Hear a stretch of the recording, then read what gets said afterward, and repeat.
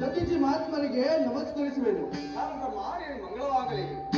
ದೇವ, ಎಲ್ಲಿಗೆ ದಯ ಮಾಡಿಸುತ್ತಿರುವೆ?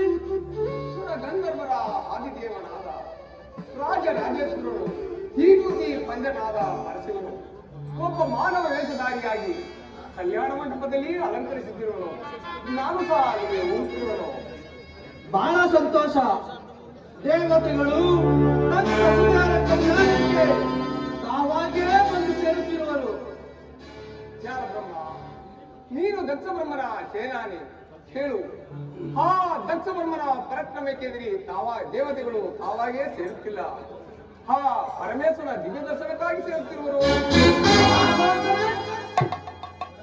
ದಕ್ಷ ಜಾತಿಯ ಕಲ್ಯಾಣಕ್ಕೆ ಬರುವುದಿಲ್ಲವೇ? ಆ ಪರಮಾತ್ಮನ ನೋಡಿದ ಮೇಲೆ ಕಲ್ಯಾಣವೇನು? ಸಕಲ ಸುಖ ಸಂಪತ್ತುಗಳು ಪ್ರವಾಹದಂತೆ ಹರಿದು ಮುಂಗಾಣಾಗುವುದು. ಏನು? ದಕ್ಷ ಜಾತಿಯ ಕಲ್ಯಾಣಕ್ಕೆ ಬರುವುದಿಲ್ಲವೇ? ದಕ್ಷ ಲೋಕದಲ್ಲಿ ದೇವಲೋಕದಲ್ಲಿ ದಕ್ಷ ಇಂಥ ಪೂಜೆಯಾರು ಹಾಗೆನ್ನಬಾರದು ಜಾಲಬ್ರಹ್ಮ.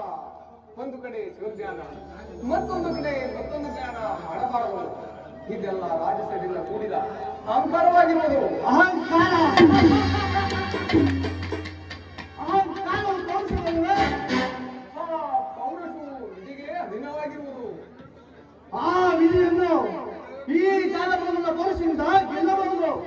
ಅದೊಂದು ಸಾಧ್ಯವಾದ ಜಾಲಬ್ರಹ್ಮ. ಕಾಲಾತೀತವಾಯಿತು. ನಡೆ, ನಾವಿನ್ನು ಕಲ್ಯಾಣ ಮಂಟಪಕ್ಕೆ ಹೋಗೋಣ. ಅದು ಮುಂದೆ ನಿನಗೆ ಗೊತ್ತಾಗುವುದು.